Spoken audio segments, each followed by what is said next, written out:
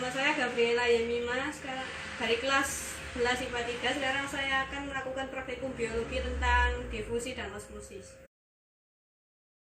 Difusi adalah proses perpindahan zat dari konsentrasi yang tinggi ke konsentrasi yang rendah.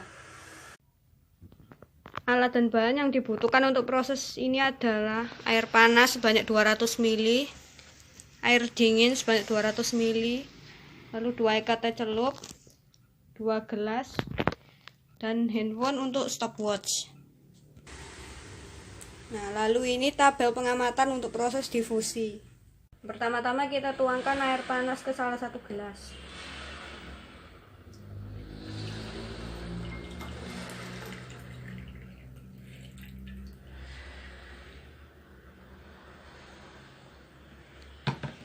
Lalu selanjutnya air dingin.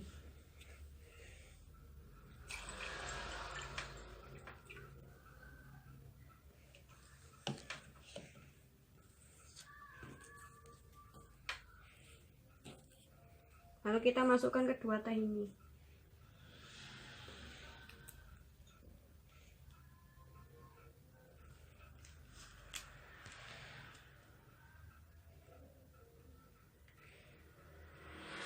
Lalu kita hitung waktu yang dibutuhkan untuk teh bisa membaur dengan air.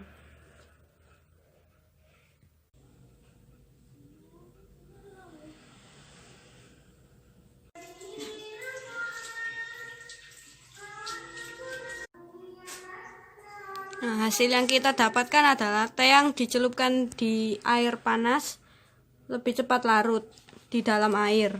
Waktunya yang dibutuhkan itu selama 7 menit 7 detik.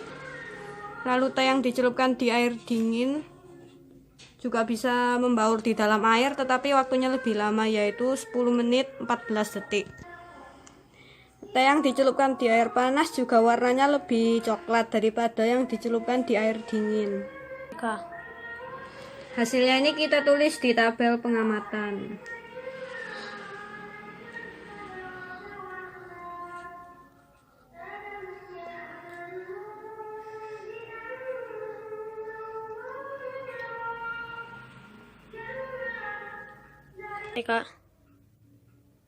Yang kita dapat dari percobaan ini adalah teh bisa membaur di dalam air karena adanya proses difusi. Nah, proses difusi salah satu faktornya yang mempengaruhi adalah suhu airnya. Jadi jika suhu air semakin tinggi, maka proses difusinya semakin cepat. Tapi sebaliknya kalau suhunya rendah, maka proses difusinya lebih lama. Osmosis adalah perpindahan zat terlarut dari larutan konsentrasi rendah ke konsentrasi tinggi. Nah, ini adalah tabel pengamatannya untuk yang osmosis. Alat dan bahan yang kita butuhkan untuk praktek osmosis adalah penggaris. Ini air sebanyak 400 ml, sendok, garam, potongan kentang, dan 2 gelas. Yang pertama kita ukur dulu panjang potongan kentangnya. Ini yang pertama panjangnya 3,9 cm. Lalu yang kedua ini panjangnya ini 3,8 cm. Kita tuangkan air ini di masing-masing gelas 200 ml.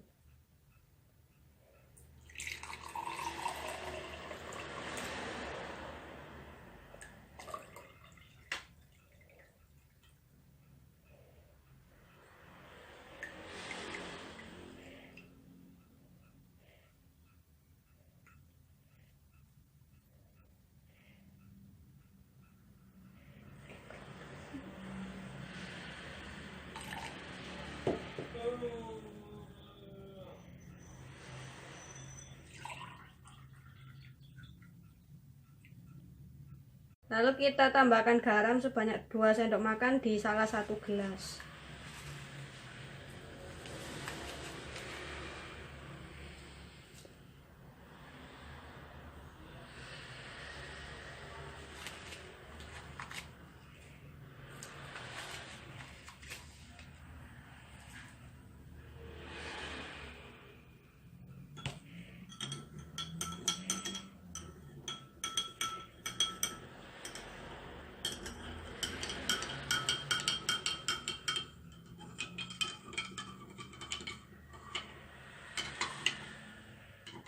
masukkan kedua potongan kentang ke masing-masing gelas. Dan kita mulai. Ini didiamkan selama 15 menit.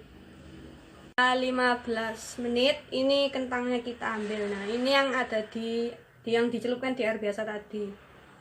Teksturnya masih sama, keras seperti di awal. Lalu panjangnya nah, ini panjangnya menjadi 4 cm bertambah. Nah, ini kentang yang tadi dicelupkan di air garam. Teksturnya ini lebih lembek, tidak sekeras yang pertama tadi. Lalu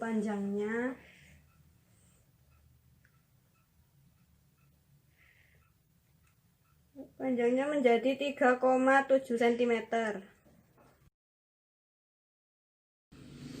Hasilnya ini tadi kita tuliskan di tabel pengamatan.